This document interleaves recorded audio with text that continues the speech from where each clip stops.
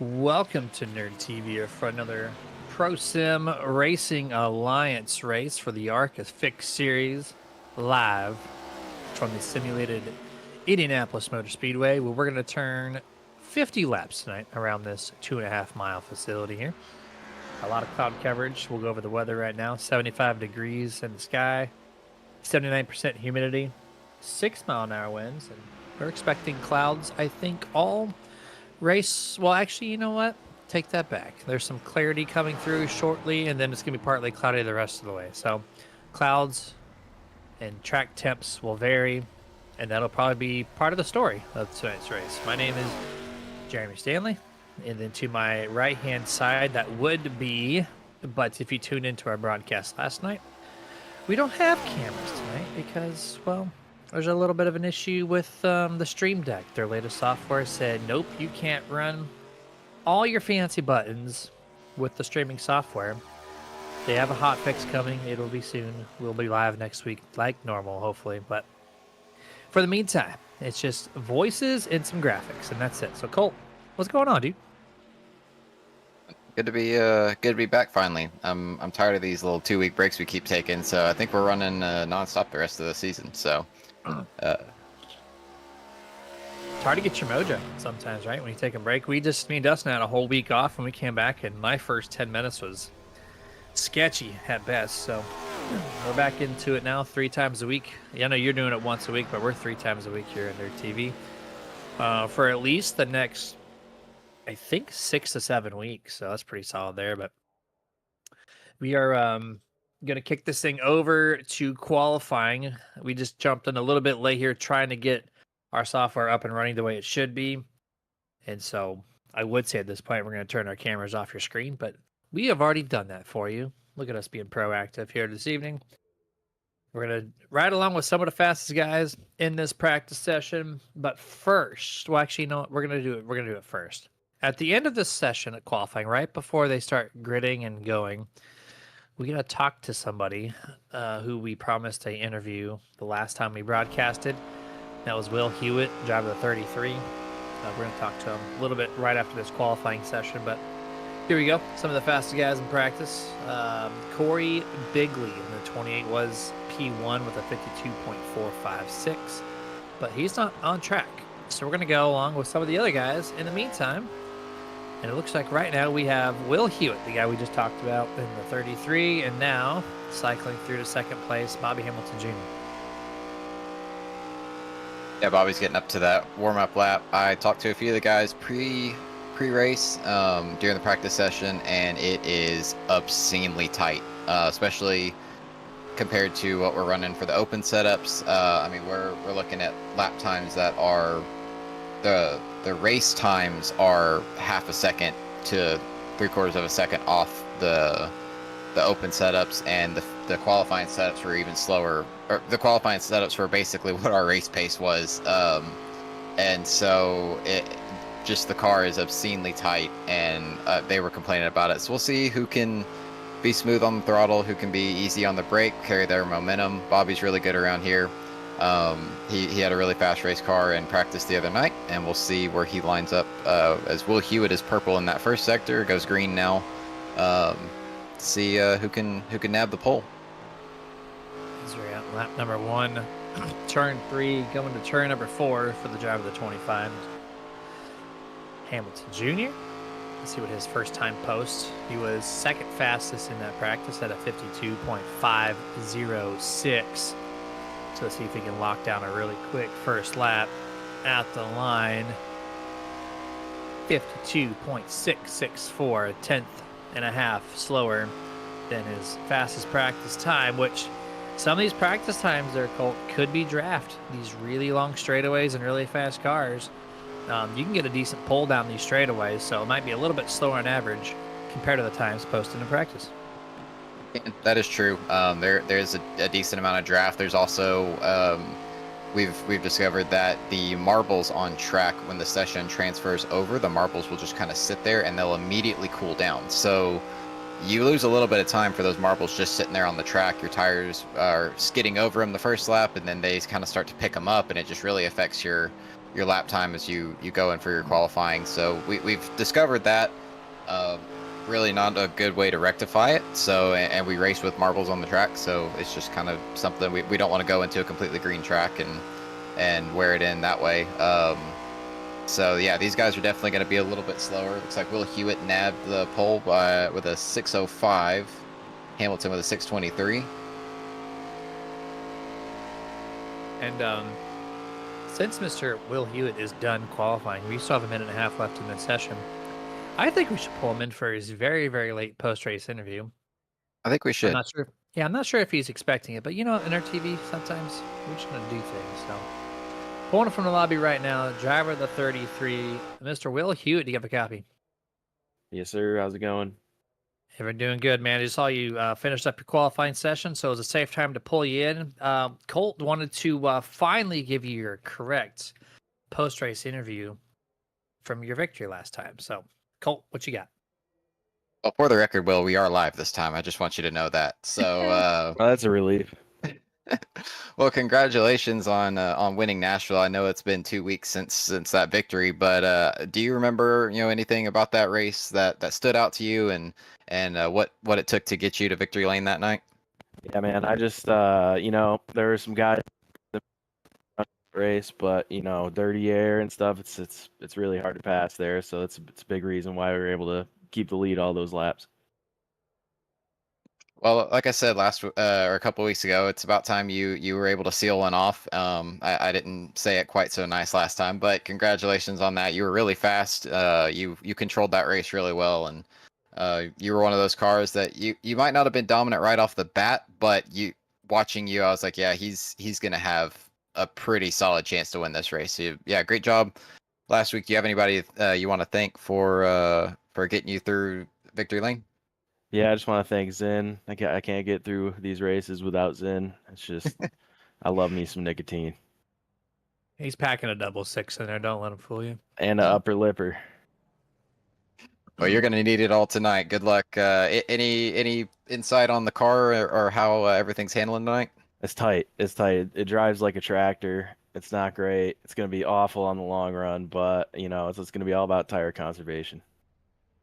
Well, your car is just as green as a John Deere tractor, so go get it, man. Yes, sir. All right. Good luck tonight. Thank you. That was Will Hewitt's driver of the 33. He got his post-race interview a week or 2 weeks later. So there you go. And now he's high on his Zen there, ready to go for this race. Much bigger track, Colt. We're 2.5 miles this time. Super Speedway style sizing of a track, but we're at a rectangle. We're not at a tri-oval. So that being said, here is the starting lineup for Indianapolis Motor Speedway, PS, RA, fixed setup from the ARCA series. Corey Bigley does snag the pole at a 5:08. AJ Rogers to the outside in second place. Row 2 will be Will Hewitt and Bobby Hamilton Jr. Row 3 will be Frank Griffith and David Bradford. Row 4 will be John Freeman and Vincent Short. Row 5 will be Joshua Ingram and Chase Rockford. Row 6, Rodney Roberts, Brandon Schumann.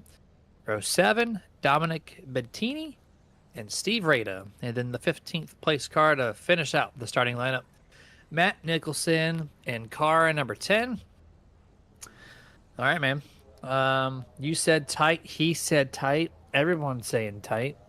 How do we think that's going to play on a long run, Colt? Are we going to have a lot of just... The tires got to be the thing to talk about, right? The right front. So how do you conserve that with a tight car? You don't really. You're just going to have to... I mean, we're going to see guys, they're going to have to lift probably way earlier than you'd expect. Typically in like the open cars, there's the 3-2-1 marker on the front and back straightaway. Typically we lift at the 1. You might see guys lift at the 1.5. Try to keep the brake heat out of the car. Try not to use as much brake as possible.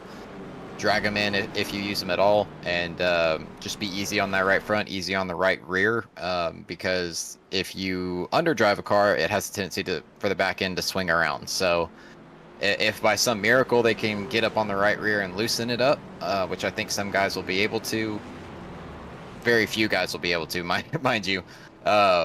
you know, they might have a chance for to get some speed that way. But yeah, just keeping the brake heat, keeping the tire temperature down. That's really going to be the only thing they can do. Dirty air is very, very effective with that spoiler we see on the back of these cars. You know, you can pick up a draft from about 7/10 back. Dirty air will affect you for a second and a half back, sometimes a little further. And you get right up behind a guy, lose the air on your nose, you'll go straight. But at the same time, you can also get right up behind somebody and pack that air on their rear spoiler and wiggle them out of the way.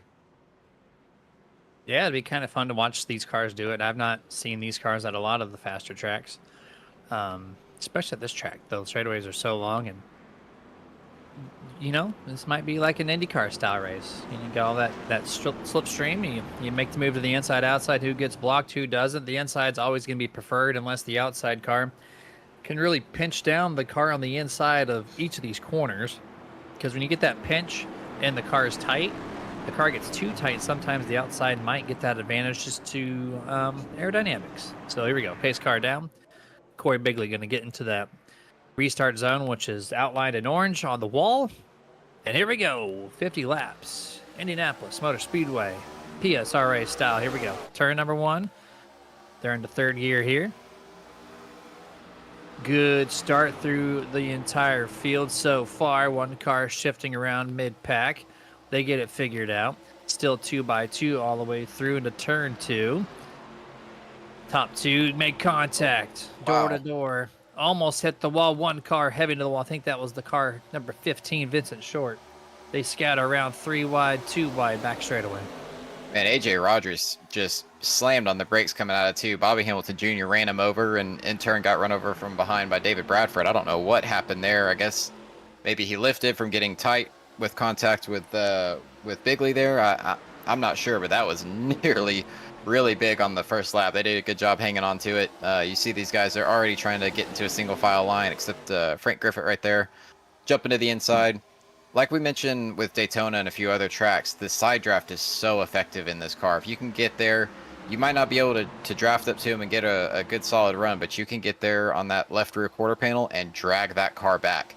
So you might not be able to gain a whole lot of ground with it, but you can make sure they lose ground. You see Frank Griffith might be employing that a little bit on the 13 of David Bradford. Yeah, side by side here for P4 and P5. Corey Bigley out to a 4/10 of a second lead. Showing some early strong speed here. Now Bobby looking to the inside of Frank. Decides to not make the pass effort getting into turn 3. Single file now. All the way until the 9 and the 15. As the 15 did bounce off that wall on lap 1. His car seems to be a little extra tight because of it. Gives the position up to Rodney Roberts. No problem. Single file the entire field completing lap 2. Yeah, Vince is going to be adjusting tonight with the saga of his pedals that we've been discussing the past couple of weeks. He finally got his new pedals in yesterday, and to my knowledge, he is running them tonight. They're Fanatec V3s. He's getting used to them, and let's hope that it helps his overall speed a little bit, but they do take some getting used to. They're different than the pedals he was using, and oh my goodness, somebody smacked the wall, and somebody looked like who's that, in the 42 car. Looks like he stuffed somebody in the fence off of turn 1 there. Not something you want to be doing this early at Indianapolis. No, car's already tight. Now you're going to make it more tight. And actually, quite a few cars got really close, if not did bounce off that turn 2 outside wall. And these guys said tight. And as this run persists, it's going to get tighter and tighter. There's just no controlling it. So, especially if you're not managing that right front. So, kind of watch out for maybe the race leader, the top 5 really, that are putting out some fast laps now. They might be falling back.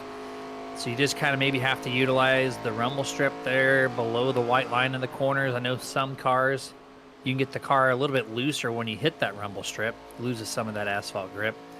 But outside of that, if you're not checking out for these corners, you're going to find that wall. And if you don't find the wall, you're lifting.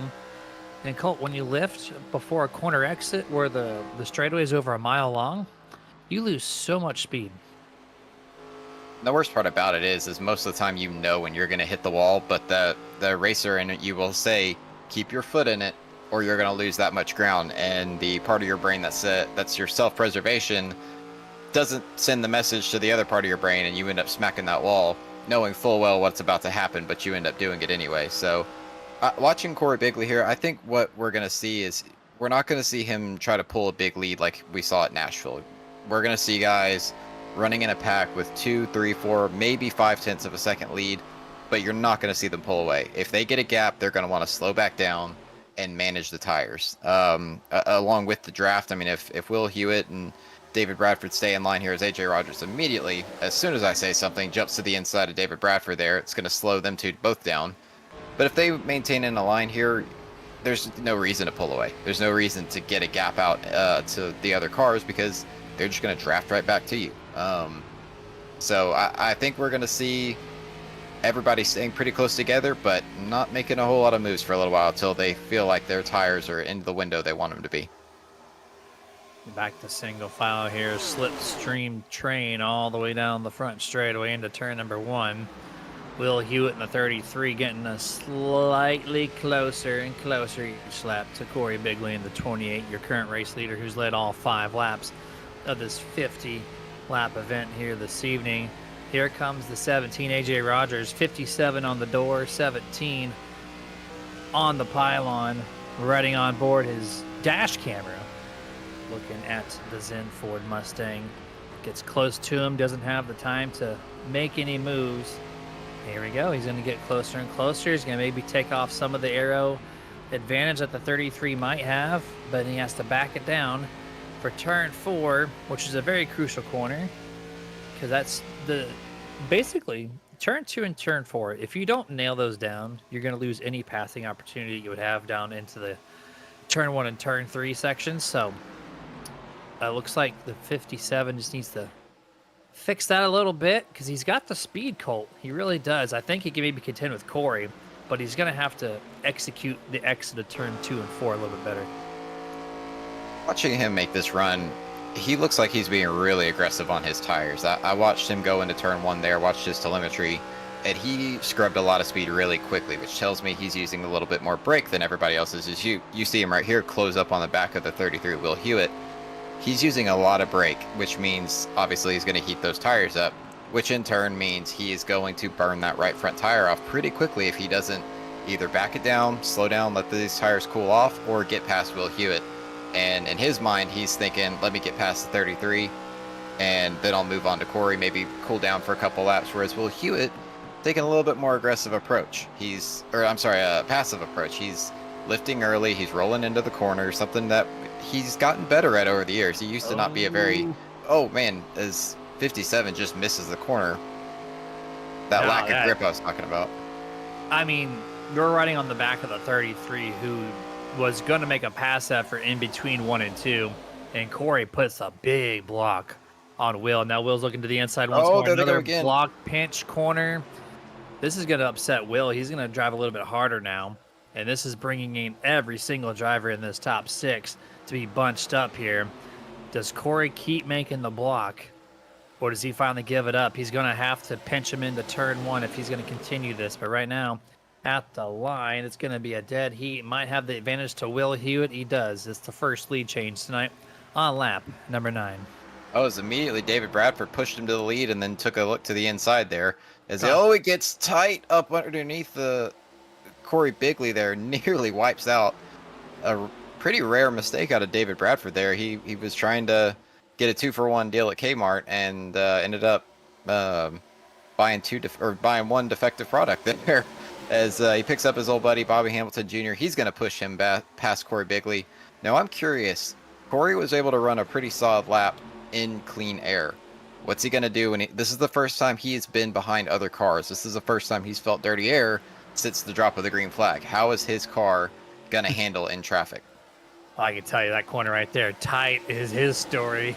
Oh, yeah. And he just pushed so hard in turn 4, checked it up, and now here comes Bobby Hamilton Jr. looking to snag P3 from on the inside, turn number 1.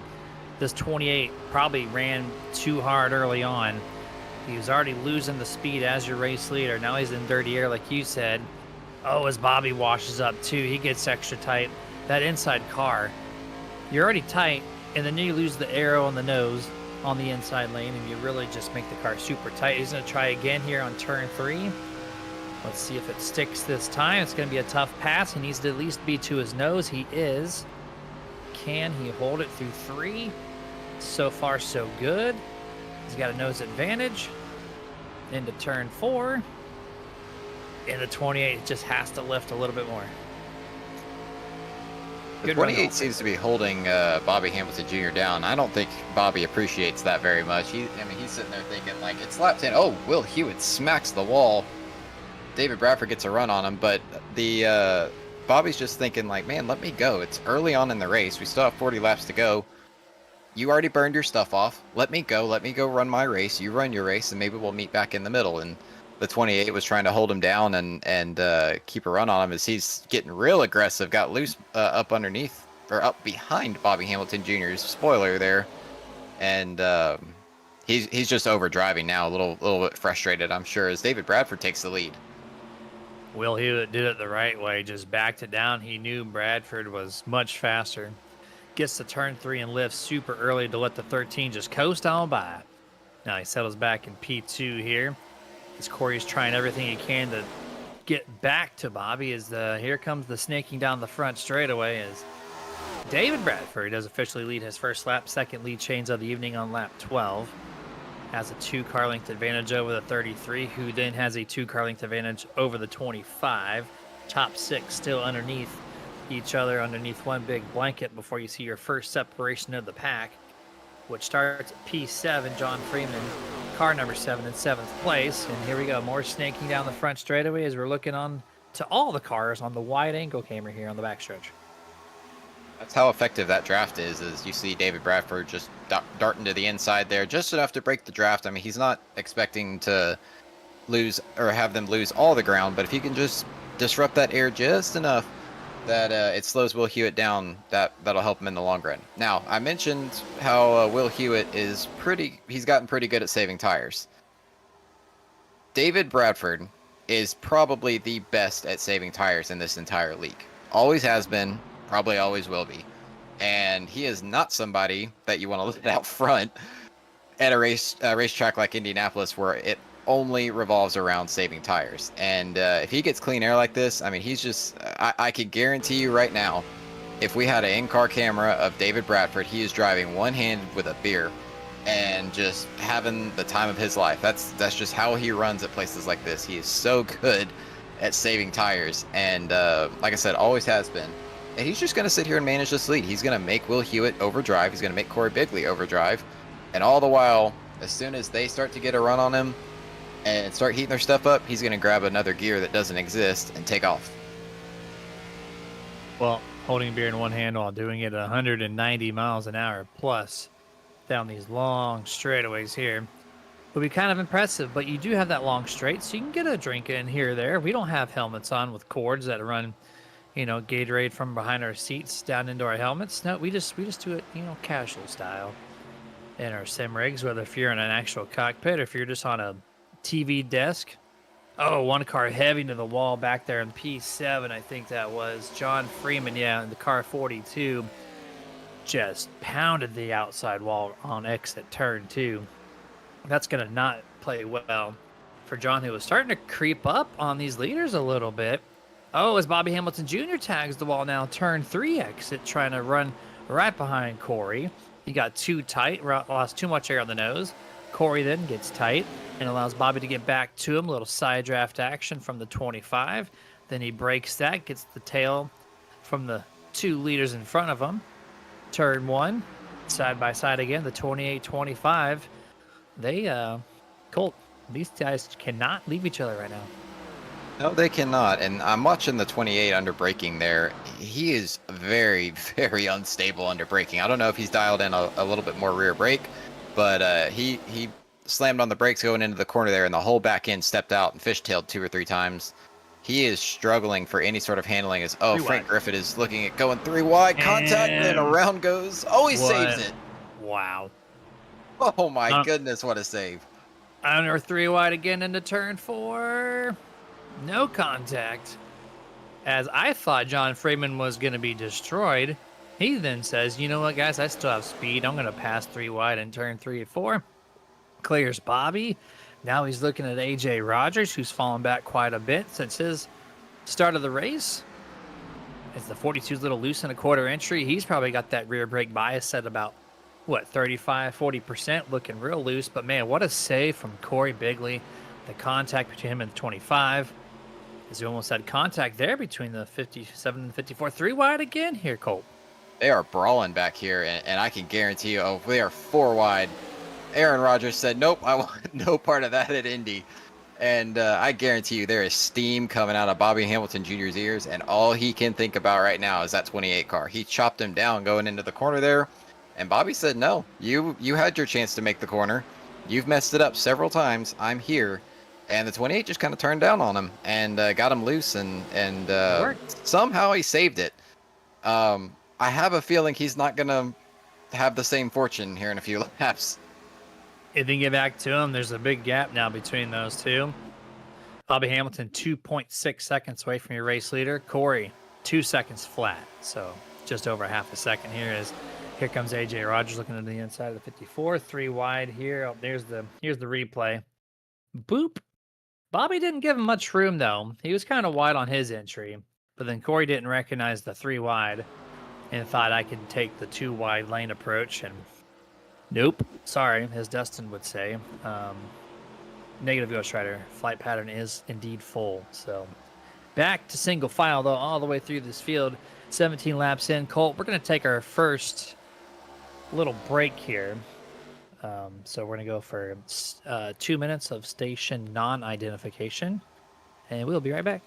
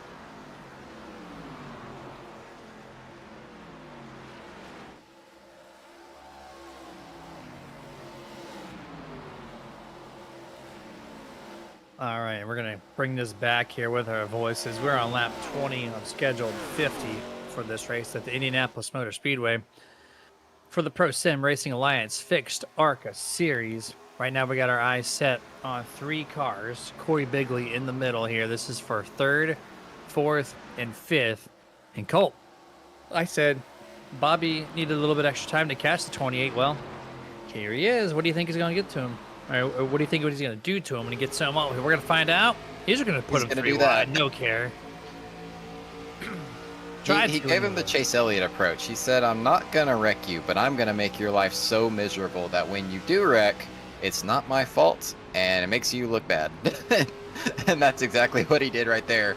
His man, John Freeman, you could not put a sheet of paper between them right now. Contact. Yeah. No.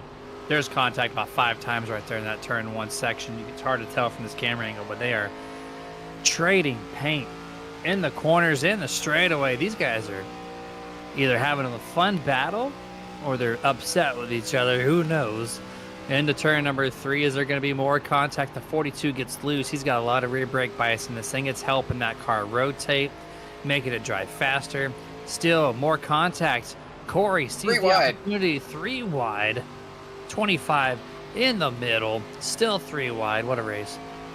3 wide at Indianapolis. Who would have thought we'd ever see that in a stock car race? How about that? They still didn't wreck. Bobby bounced off of everybody about 3 or 4 times each and drives it in way deep. Gets a little bit loose, but hangs on to it. Great job. I'm sure he is, yet again, not very happy, but great job not piling it up, because they wrecked probably, what, 3, 4 times, and they just don't know it yet. As Corey bounced off the wall in turn 2, yeah, there was just so much contact, and I'm always kind of worrisome. iRacing's latest update doesn't have a good track record when it comes to the nets of, Bobby just... All right, we're going to just full send University to the 28 into the marbles in turn 3. No quarter. And he's going to put him back 2 spots. Well, you said he wasn't happy, and there you go. That's the answer to that question. If we could jump into the Discord room right now where those two are located, you would either A, hear dead silence, and you could cut the air with a knife, or there would be so many words that we'd have to bleep out. It wouldn't be worth the audio footage or the audio clip there.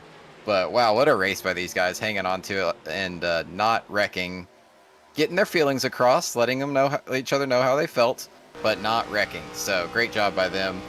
They finally get to show their talents and not cause a massive wreck. We've had a lot of really big wrecks from whether it be just mistakes or just plain stupidity, if I'm being honest.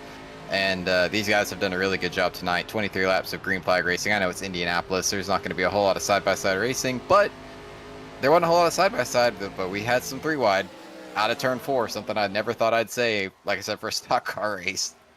Multiple instances of it, too. Just the tall spoiler and the ARCA cars are allowing these guys to keep up with one another. Not that they have the best car in any means, but when you get that draft, you pick up 2, 3, 4, 5 mile an hour difference on these really long straightaways. And Corey's still trying. Corey's having an interesting race. He had a great start. He lost quite a few spots, and then he was able to pass some cars, and then he overheated the tire again, then he drops back, and then he catches up, and then he drops back. He's been very all over the place as far as speed goes, lap in and lap out. And he's still hanging on with the 57 AJ Rogers here. This is for 4th and 5th. Sorry, 5th and 6th. And here comes Bobby Hamilton. There's already been a couple of green flag pit stops. Frank Gifford's already seen pit road. Oh no, Bobby, too much rear brake. And he's going to park it. Yep, there's the heated moment. That did it. Oversend him. He's done for the night. But yeah, too much rear brake, I guess. In real time, Colt, you need to dial it back up into the 50s and 60% to not do exactly just that. Well, I mean, looking at our open setups, we were running 60-65% brake just because we had the car so loose that we could turn it. But I'd imagine these guys, with being so tight, they needed to get the front end to turn, and the only way really to do that is with the brakes. So didn't really factor that in. He didn't get a chance to dial those brakes back and locked up. I'd imagine he was already pretty frustrated with the 28 and their little escapades they had going on. And just didn't think about it. As we have the leaders on pit road. Oh, Will's going to do the same. So close. Great save. Quick Nerd TV rewind, I think, is needed for Will Hewitt's save. Almost pulled a Bobby Hamilton entering pit road himself. Going to the 33. Watch this. Loose out of 4 already. See him wagging the car back and forth. Oh. Doesn't look impressive in slow-mo, but man, in real time, your heart skips a beat, and you are just... Dustin, our producer over here. By the way, Dustin, the best producer. No demand when it comes to this kind of stuff. Here's the dash camera. Just walking it back and right forth. There. That is your heart skips a beat. My race is done moment to, oh, I saved it. Cool, let's keep going. My question is did he get it slowed down enough? I think he did. But he is back behind, way behind David Bradford there. Had a really, really slow pit stop. But because as you see, Bradford coming, he's cleared the blue cone now, and Well, Hewitt clears the blue cone now. So pretty far back. He lost quite a bit of time, but we'll see if he was able to back the car down and not get a speeding penalty. yeah, he did not. Speeding penalties. He would have been no, I don't know. He would have a time penalty to come down, but he actually overshot his pit stall by a whole complete stall. So he had to lock up the brake, hit the wall, put it in reverse, go back an entire pit stall, and that's why he's so far back. And the 33 does not come down pit road this time, which tells me no penalty for Will Hewitt. But he penalized himself there, Colt, by missing a stall. Costed about, 6 or 7 seconds roughly on that transaction. And these pit stops, man, look how spaced out this field is. We don't have a fancy we do. We're still learning in real time. We do have some graphics. iRacing iFlag. Track map. We'll show you what it looks like after almost a complete cycle of green flag pit stops here. Oh, he did get a penalty from missing his pit stall, like you said. However, that penalty there is far, far better than what he could have had, because as fast as he was going when the back of that car started fishtailing, that had the look of a cracked radiator all over it, or taking a bite out of the end of that pit wall. He did a great job saving it, and I'm sure he's not real happy about missing his box, but at least he's still in the race, and he's still got a front clip on it. Which is the most important thing at a track like this. If you don't have a fender or a bumper, just count your day over. You just might as well pack it up and go home. As we're kind of cycling through here, we're just past all the green flag pit stops, I think. So what we're going to do is we're going to go back for another couple minutes for station identification and mute our mics. We'll be back here in just a few minutes.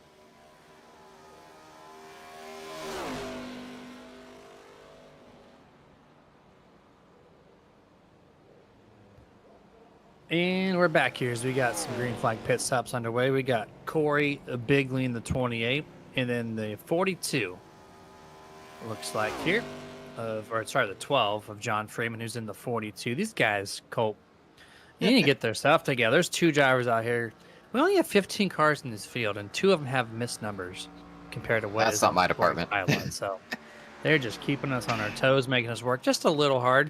I mean, the caution count's been up a little bit, except for tonight. We've had 0. I don't mean to jinx it, but I've notated that. I around my notes. It's been very clear, very clean. We have some fun, almost wrecks, a lot of 3 wides. But this track doesn't always stay packed up. It always has a tendency to space out. So we've basically seen everything positive about this race so far.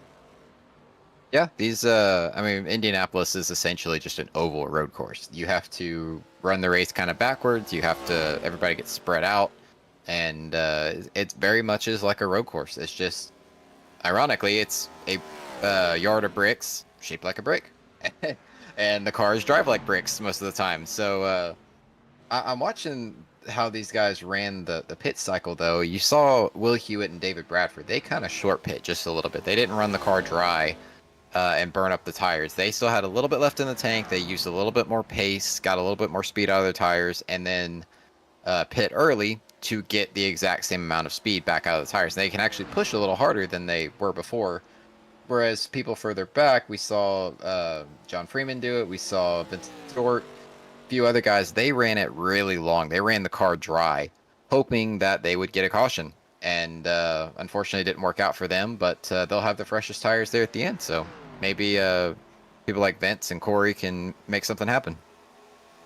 As the last pit stop sequence continues to file through, your current race leader, Chase Rockford, is on pit road. He will relinquish, I can't speak, relinquish, there we go, that race lead to the 15 of Vincent Short if he does choose to come down pit road this time by. As I'm just kind of looking through the field here, highlighting a couple of drivers, and I'm going to try to do something a little fun. I don't even know if I'm approved to do this, but I know our esports teammate, Mr. Steve Rada, is in our channel. He's got his mic muted, but since he's all by himself on the track, I want to see if he can unmute his mic. We're just going to do a quick test. Steve, can you unmute? Hello. Hey, there he is. So while you're by yourself, you got a little damage. How is the ARCA car on your behalf here? This car is really tight out here, especially with wheel damage. So how'd you get the right front damage? You were kind of running with a couple cars around you for a decent amount of the first half of the race. But we didn't catch that damage. So what happened there? Overshot the exit and smacked it right into the wall. Which is the story of a lot of drivers here tonight. You just got the worst end of it. I've seen quite a few of it. So now it's driving extra tight. What have you done to try to compensate for that? Back off a little bit more in the corners. Give it let it roll a little bit more. And as insider information tells me, the rear brake bias, rotate that thing down and use a little brake pedal, get into the corners. All right, man. Well, let's get back to it. We're going to continue to call the race as normal. Thank you for your time. Roger, roger.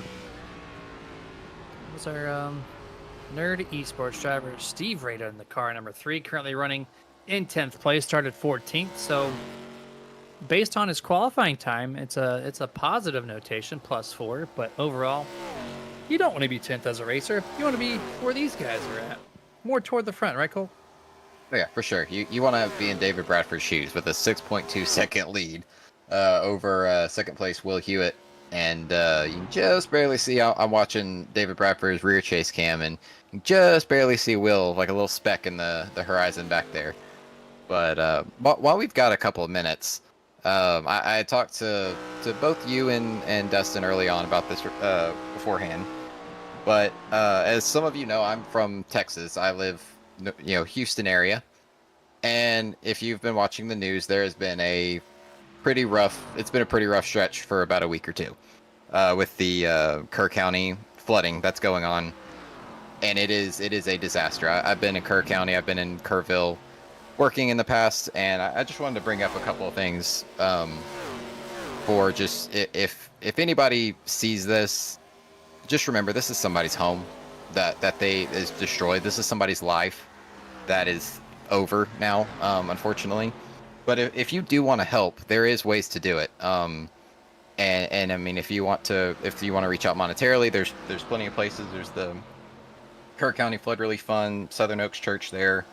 The Salvation Army is always good. American Red Cross, bunch of different places. But I mean, if nothing else, just keep these people in your thoughts and prayers. This is, I mean, we saw what happened with Hurricane Helene last year. As we got a little bit of battle here on track, but we saw everybody banded together and contact. No. Oh, Rodney Roberts had enough of Corey Bigley there. No, this is gonna be our first Caution, caution. Frank Griffith. Yep, it. Really? All right. Well, we got our first caution. We're gonna back and take a look at it. This was a contact that maybe started another spark here. And here we go. Corey Bigley was being blocked. He gets to the inside this time. Slides it up a little bit, enough to make the swipe to the number 9. The 9 then saves it. But then, well, I guess they met in the middle there. It looked like the 9 was coming down. The 28 came up, met in the middle. And then some little net code as 2 cars making a baby here in turn 4. And then it hooks the right rear of the number 9, and all she wrote, bam, heavy impact to that Frank out of nowhere. Just good camera work by Dustin to quickly switch that over. Yeah, I mean, he never even had a chance. The caution didn't come out till after you saw Frank getting on the brake, so he had no idea what was happening. I can't fault him for that. I thought the 9 just had enough and came down and swiped the 28, but it looks like he kind of went down there to side draft him, and the 28 tried to clear himself, and they met in the middle there. So damage to both cars probably done for the day. Honestly, they both got turned head on into the wall. At least significant enough damage to the right front that's just gonna mess that car up to a point that it's undrivable, as we heard from Steve. That it's just not a very fun thing to drive. The tires are pointed the wrong direction. How is the 9 car able to drive right now? He's able to turn through 3 and 4 at 100 miles an hour, and his right front. Well, see on my screen, his right front's at a 45-degree angle, shoved into the engine compartment. On Dustin's broadcast screen, his tires firmly planted to the ground. So on my screen, it's folded up like a futuristic car where they float up in the air and the wheels fold up underneath. That's what I see. So, okay. Obviously, some discrepancy there as we see it fold up now. Yeah, now it's kind of producing what we're seeing here. It's very loose, disconnected. That's a minimum requirement repair. I know in the next Gen 7s, it's like a 7 or 8 minute required. I don't know what it's like in ARCA. It might be done, but he's trying. Rodney has not backed out of the car, so he's going to at least attempt to get something repaired. Well, I can tell you from experience, your day's done. I had the exact same thing happen at Nashville. Car appeared out of nowhere, and I had nowhere to go, and T-boned him, and didn't think the damage was that bad. I knew I'd lost steering, but didn't think it was that bad. And then I got a meatball flag, and iRacing told me to park it, so I parked on pit road to get damage repaired, and it said, nope, you're done. So, but maybe it was just me that it had a vendetta against. Maybe Rodney will be able to get this thing fixed. Look at Chase Rockford, car 71, pitted on lap 33. Elects to stay out as everybody else came down pit road just this last time. So he has a 5-lap disadvantage on the tires, but he led a couple laps before his pit cycle, and now he's going to try to lead some more. This man started 10th. He ran a whole second slower in qualifying compared to the fastest time. And he is going to be starting P1 unless he comes down pit road this time, which I don't think he will. He should. He's going to try to lead laps here. Yep, he's going to lead some laps. So this will be a fun restart. It will, and it looks like up some notes and learn how to get a little bit faster. Because if he did, he's going to have some fun with these leaders. Yeah, indeed. And it just a quick note on Rodney Roberts there. He did take the EOL for that penalty or that caution. So whether he meant to or not, he took the blame for it. But it also looks like Will Hewitt might have had another bad pit stop because he came in second, and he is now 6th. So not a great start for him, or not a great stop for him. Excuse me, as they're going 1 to go here to have this final restart. And of course, nothing's happened all race, and then I go on my little spiel, and then somebody gets turned head on into the wall. But I appreciate you guys for letting me bring that up. Yeah, actually, you called that out, which is a great call. I went back and watched Will's pit stop, and he did overshoot the stall yet again. Not as bad as the first time, but he had to put the car in reverse not once, but twice. He had to burp the throttle to back it up just to be able to be in the parameters to change his tires. And so it costed him 5 spots, 4 to 5 spots there on that transaction. So he's got work to do on this 10-lap shootout. Tire wear, throw that out the window. We don't care about that anymore. We got fresh tires. We got fast race cars. We got some motivation. We got some guys looking for retribution. We have a bunch of everything going on here on this final 10 laps. I have an oddball pick for you, Colt. I think we should watch out for John Freeman, who was 7th place on the opening 5 or 10 laps. And then out of a cannon, he gained over 2 seconds, went from 7th to 3rd before getting raced with some of the other guys around him. So I think he might be a underdog pick. I could be completely wrong, but that's my pick right now. He could be. I think the obvious choice here is David Bradford, who is somebody who did not want to see that caution. But I think the one we have to sleep on here is Vince Short. He has had a chip on his shoulder. He has had nothing but bad luck the past couple of races. I think he's going to be hungry for a podium. Green flag is back out. We're underway. 10 laps to go in the PSRA. Race at Indianapolis. No other Speedway. Turn 1. We're going to go single file top 3. Much quicker than what we did on initial start. 3 wide almost into turn 2. 42 backs it down just a little bit. Here comes Bradford to the outside of the 71, who's expected to drop quite a few spots. Shot out of a cannon. He went from 6th to 4th really quickly, and now he's looking at 3rd. David Bradford weaving back and forth. Chase Rockford just trying to maintain position here. Oh, that was close for Will Hewitt. Chopped across the nose of Dominic Bettini. And the wall. Yeah, the marbles got to him, man. Got shoved up into the marbles, can't turn. So easy to follow another car like that. He was stuck right up behind Chase Rockford. It messes up your... Oh, slams the wall. It messes up your timing. It messes up your positioning. And it's so easy to follow somebody up there. Chase Rockford not happy with somebody. Yeah, I thought he was coming on the radio to apologize maybe, but he wasn't sure why he had contact to his car. But that's unfortunate. There's 52's up in the marbles, cycling through the 42 now. My pick, who's up to P2, chasing down Bradford, is getting the draft. He might actually have a car to do this, man. Let's see what he can do. Bradford's been the guy to battle in the long run.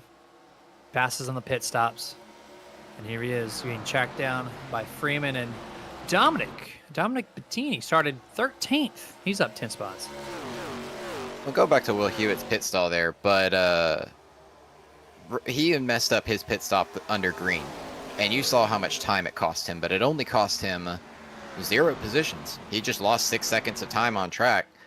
Now, under yellow flag conditions, he messes up that pit stop and loses 5 spots. And look at where it got him on that restart. He was in the middle of that mess. He tried to make a hero move to the outside, and it worked for all intents and purposes till he got stuck behind the 71. And now he's stuck back there in 4th place, pretty far back. I don't know that he's going to have a car to get back up to the podium. You're watching mid-pack here at 33, looking at Vincent Short and a couple other guys as they're single file racing here, late in the going. 7 laps to go at the line. Your top 5 as we hit the Nerd TV top 5 button. David Bradford, John Freeman, Dominic Bettini, Will Hewitt, and Vincent Short currently.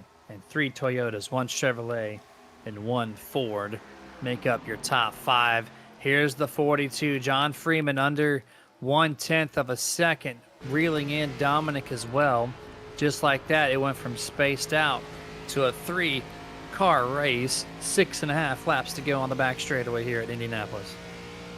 I have a feeling that David Bradford might have backed up just a hair, just enough to back the 12 or 42 of John Freeman into Dominic Bettini. That way, even if he has to play defense while he wants the 42 to play offense, now the 42 has to play a little bit of defense from Dominic Bettini. And if he can get them side by side, an old road course trick. If you can get them fighting behind you, that gives you a chance to run away. So I feel like he might have backed him up to him just a little bit to see if he can get him on defense. But 42 right there. This has been a complete refresh of Nashville. I'm glad we were able to see such a clean race here, and it's been so fun to watch these cars trying to work their way in the draft, into the corners, watch them figure out how to get rid of the tightness by cranking the brake bias and utilizing draft. And it's been a great race, a lot of zigzagging here, down the back straightaway, front straightaway, a lot of rotation in positions. This race has had it all here as we're getting to the closing laps. 5 to go when they get to the line off of turn 4. The 42 and the 49 both have become just a little stagnant compared to their last lap times. Let's see, John gets a good launch off of turn 4 this time. He's going to have that slingshot. Can he get to the side? He's there. He looks. There he goes. Late corner entrance. Oh, contact to the 13. What a save by both of them. Yeah, 13 didn't check up. I think he held throttle down there for the most part. Kept the position, and he saved it. David told him if you want it, you're going to have to do better than that. Simple. I thought the 13 was going to go into the wall. Like, he hit the front of that the right front of his car, and it just darted. I thought there's no way he's going to save it. He's going to look to the inside again. Oh, John is hungry, man. He is hungry for this spot. You can't do it so late in the corner. You're going to have to utilize turn 4 like you did last lap to your advantage. You can't do that in turn 3 like that. So he's going to back it up. 4 laps to go at the line this time. He's got the faster car on exit.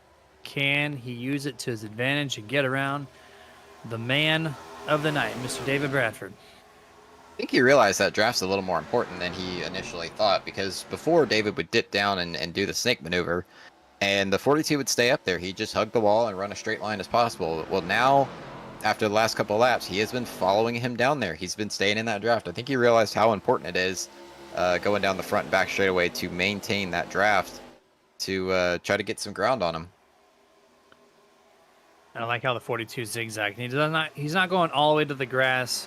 He's utilizing a little less wheel turn. Kind of keeps it just about a car length up. So he gets a little side draft, but he still doesn't have to scrub the speed by turning the wheel. He's trying what he can. He scrubbed the wall that time entering turn 3.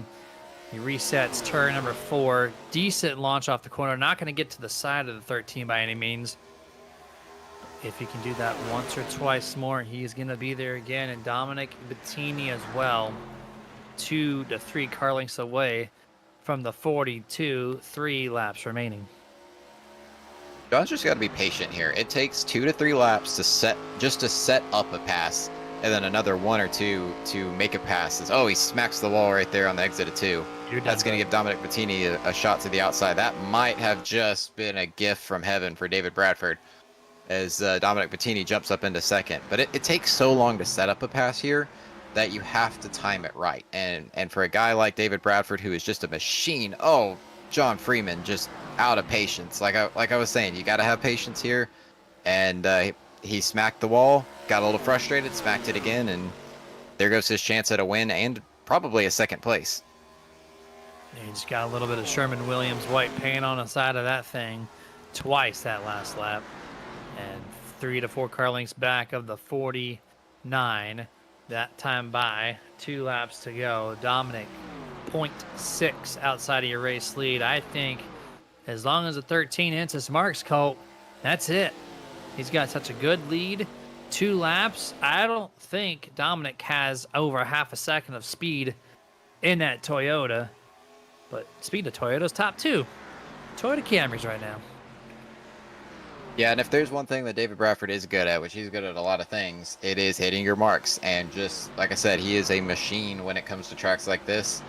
All he's got to do is just not spin out. And as tight as the cars have been, I don't think that's going to be an issue. So not spin out, not hit the wall, be easy. I don't think even if he lifts and gives up, I mean, it's the white flag. He took the white flag 1 lap to go here at Indy. I mean, he could lift and give up 2 or 3 tenths per corner and still hold on to the lead there. So all he's got to do is just be smooth and bring it home. White flag 1 to go, presented by absolutely nobody. Back straightaway. Does John Freeman make one more attempt at this pass into turn 3? He's got the speed. Does he shoot down to the inside like he has been? He does not. He recognizes Dominic. Put a little block. Oh, too much for your brake. Saves it. And he keeps his momentum somehow. That's stupid impressive. But he's not going to be there on the front straightaway. But you know who's going to be there? This man who's led the most laps tonight. This guy, David Bradford, at the line. Going to pick up his first checkered flag of the season. Congratulations, Mr. David.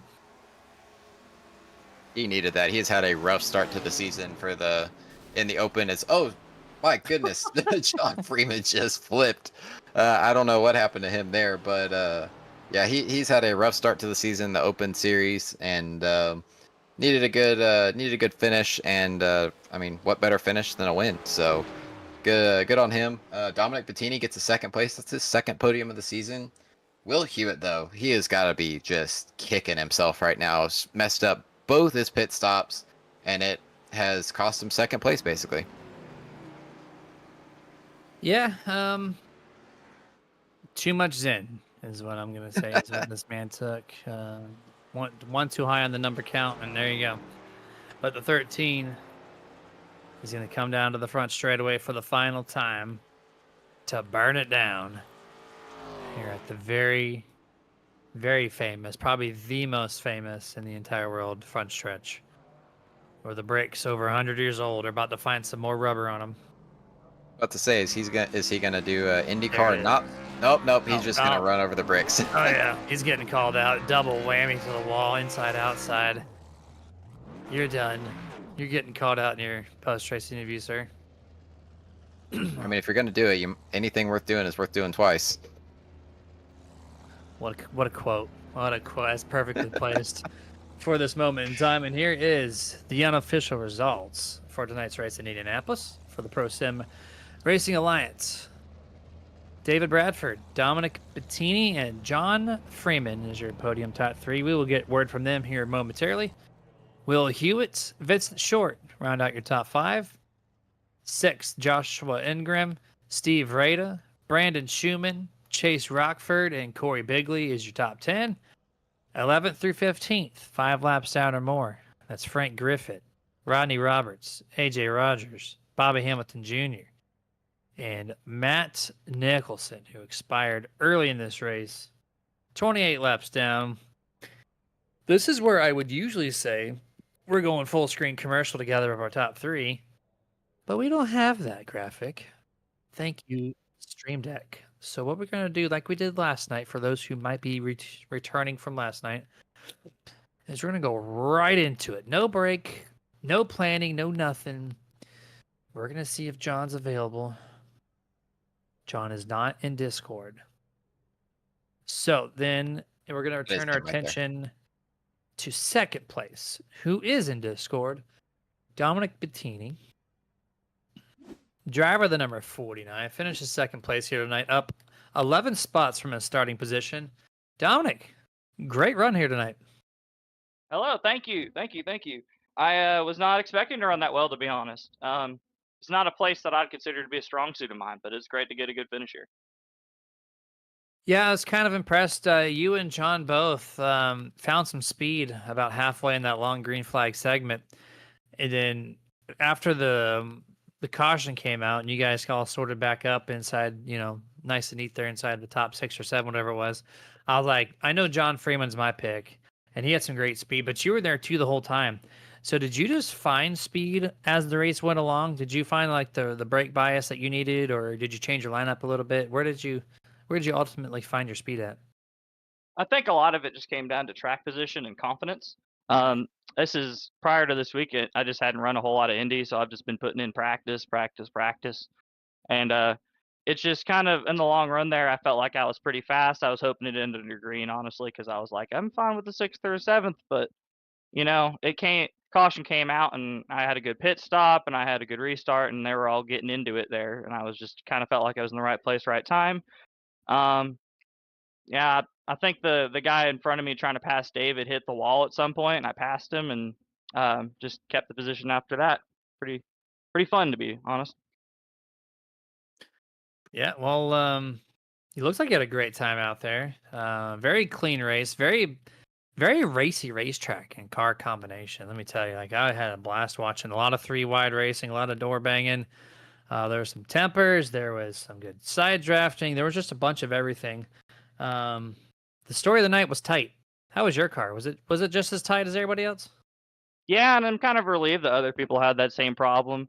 It was just kind of fighting it a little bit and try to like, especially with the dirty air. If you're behind another car, it's just so hard to turn. But I feel like coming into the last 20 laps or so, I kind of figured out where I wanted to let off. I just didn't have anything for David at the end. Congrats to him. He ran a great race and he deserved that one.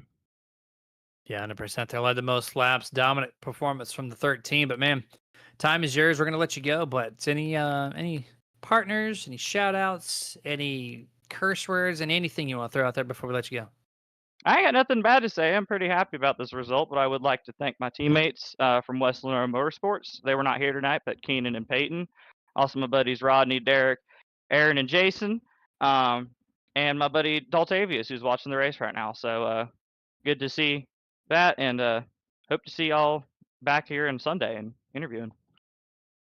All right, man. Well, we'll get to it. You have a good rest of your night, and we'll see you next time, man. All right, take care. Yes, sir. All right.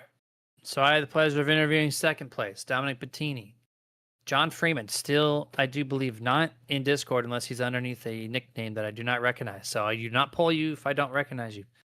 So we're going to load up the victory lane moment here. And Colt Ainsley, I think you're going to be talking to David Bradford as I pull him in here. David, this is Colt and Jeremy. And this is what's up. What's up, man? As he has his theme music set up for the channel change threw me off guard. What's up, man? I don't know, man. Pretty good night, I think. Yeah, Colt, what you got for him? First off, I'm going to take away the soundboard from David because he does that every time now. It's my You're going to make me Discord. interview my boss now, David. Good race. In all honesty, watching you had pretty much the race under control the whole time. Your car looked really stable, and once you got to the lead, actually, once Will Hewitt let you by, I said it in the broadcast. I was like, that is one guy you do not want to wave by at a place like this because he's just going to grab another gear and be gone. And that's pretty much what you did. Well, I was kind of hoping it would be more of a boring night until that caution came out. Like, I was looking forward to just kind of driving Miss Daisy home there, with a good 6-second lead, not really pushing the car. That's what I wanted, but of course, never have one easy like that. So we just got to have a yellow and try and fend it off. John was real fast there in the last couple laps. Tried to dive bombing him in there one time. I don't really think he meant to dive bomb it, but I think both of us were kind of like a miscommunication almost. He was behind me and kind of drove in there a little deeper than I would have. But tried to give him room at the last second. Luckily, he didn't run me over, so appreciate that one, John. I was gonna say we talked about how I thought he was gonna go left into the inside wall, and you were gonna end up spinning out into the outside wall, and great job. All the cars seem really stuck to the track on contact. There was a lot of, I mean, if you can believe this, 3-wide racing through the corners here at Indy. I mean, aside from it being tight, what factored into that? The aero package of the car. I mean, even though we were all tight with the bad aero package, I mean, you could come off the corner 5 miles an hour slower than the guy in front of you, and the aero package with the draft would just pick you right back up. I mean, you didn't even have to get off the corner all that well and just kind of save your stuff, which is what I did in the first stint there, was just save my stuff, rode behind people, and let the draft kind of let me keep up instead of trying to overdrive the corner to get up to somebody. I just let them come back to me. Well, you drove a really great race, and good job bringing home the victory. I know you've kind of needed it based on the results in the Open. Does that give you any confidence going into Sunday? No. I mean, that thing just drives completely different from what this does. I mean, this one's a handful and really tight, where the Open setup, we've all got it running just as ragged loose as we can so we can be fast behind other cars. So didn't really learn much for Sunday, but man, I'll take the win. Like you said, it's been a bit of a dry spell here since the start of the season. Yeah, man. Well, is there anybody you want to thank or any shout outs you want to give before we let you go?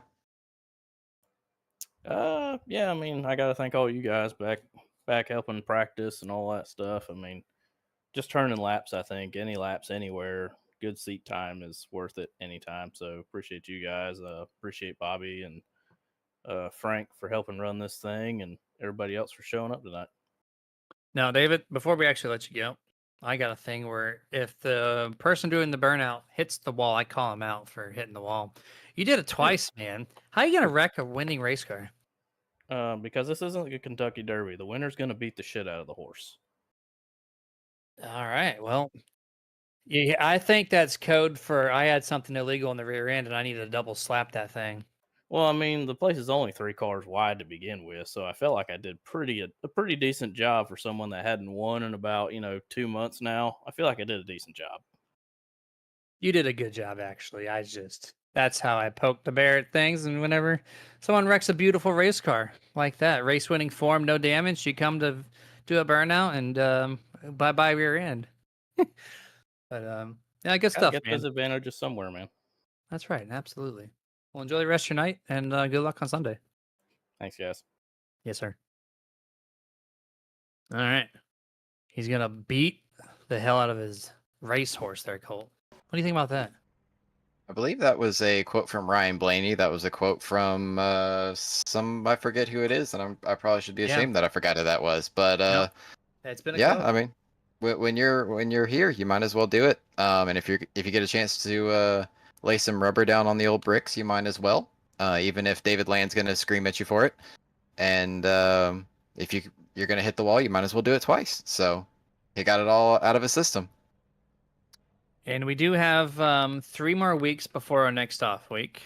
So next week on July 17th, we'll be live from Rockingham Speedway for 125 laps. And then we'll be at North Wilkesboro again for another 125 laps. And then Watkins Glen for 40 before the off week. So that's our next 3 races is Rockingham, North Wilkies, and Watkins Glen. So guys, stay tuned on that. Every single Thursday that they're live here at ProSim Racing Alliance. We will also be live on Nerd TV on YouTube. So make sure to join us. I know our viewer count was kind of low tonight, but it's okay. We can't win every single night. We'll do what we can, but appreciate you guys for listening to our voices without so much of the fancy graphic that you might be used to seeing.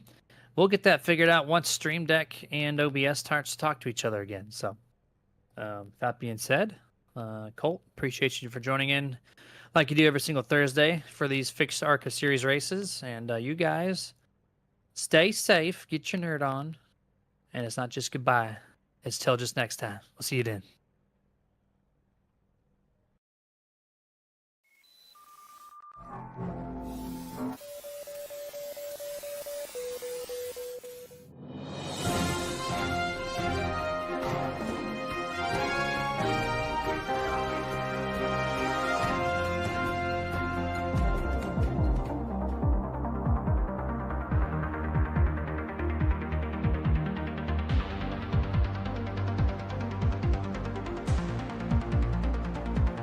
Back when nothing truly mattered.